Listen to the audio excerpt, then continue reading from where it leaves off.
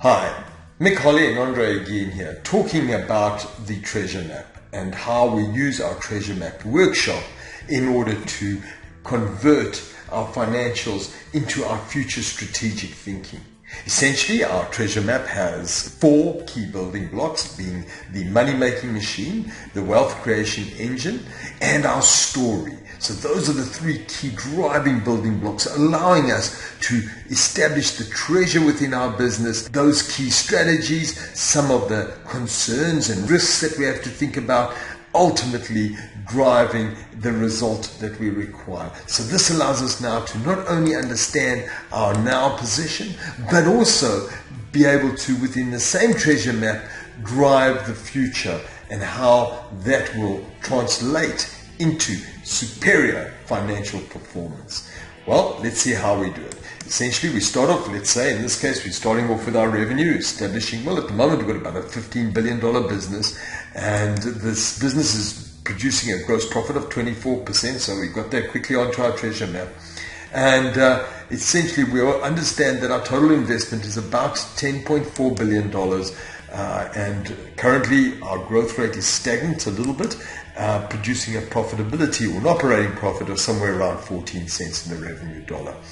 These numbers are achieved simply by going to our tool, so we can interface between the treasure map and our one-page financial statement scorecard. We notice this is our total revenue, this is our growth rates, this is sort of the profitability. We can get a quick feel for our margins, get a quick understanding of how our profitability is operating, etc. So there is essentially the key ways that we get to these numbers, making this a very easy system. Now, from here, what we want to do is get a little bit more about our current understanding in terms of our story. Remember, the story is all about taking growth, converting growth into superior profitability with the right rigor around our balance sheet, with specific focus on working capital, getting to the cash that we need for our future growth and for our shareholders' needs, as well as establishing how we create value in our organization. So those are the 5 key focus areas of our story. And we want to always ensure that when we translate our strategy and our future, how we are moving the dial within these 5 key integrated environments. Well, from here, our first consideration is sometime in the future, which could be within the next 12 months, the next 3 years, it doesn't matter. We want to see a $20 billion business, shall I say, producing gross profit margins of somewhere around the 26%. So let's quickly go back into our one-page scorecard and put in these numbers to see how this would impact us. So we want to have a $20 billion business. There you are. We want to drive those margins to at least 26%. There is our 26% margins. This gives us a little bit of a feel for how our operating profit will be established. And now we want to move forward with our strategic thinking. The first thing that we understand is that we're going to drive about a 5% sustainable growth rate over this period of thinking.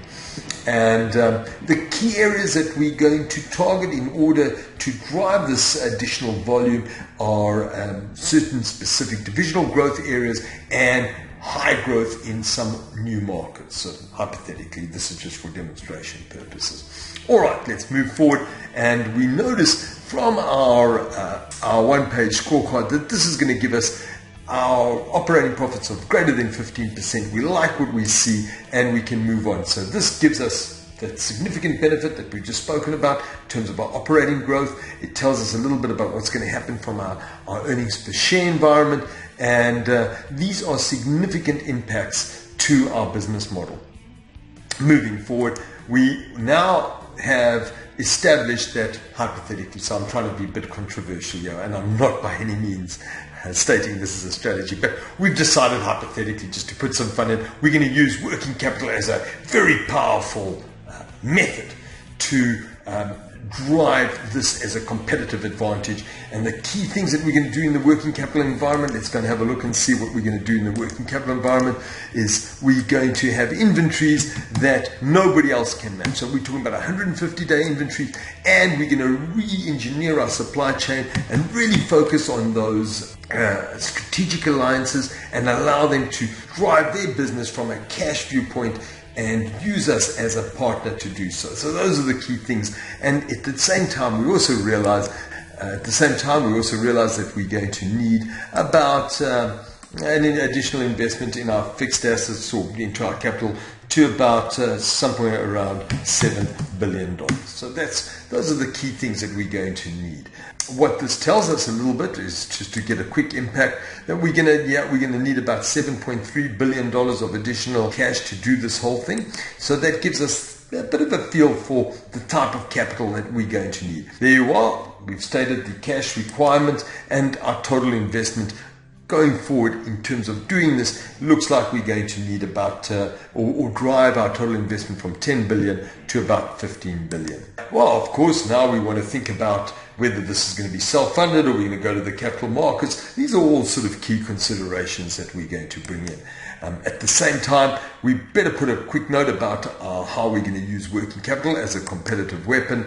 And we also understand that there's going to be a significant cultural change that's going to be required to do this. And whether our existing people can get there or not, this is something that we have to put under consideration, because one of the key things is we're looking at a very low operating cost structure, which is a bit different to what it is today, in order to achieve this result. Well, now I think you've had a quick feel for the treasure map and how we drive the treasure map into the future, and use this as a very exciting and engaging methodology to look at strategy and drive the key evidence elements that strategy will produce inside both the treasure map and our future map. Mick Holly here and Andre again, and thank you for your very brief time, and hopefully we can talk further about how we can do this in your organization.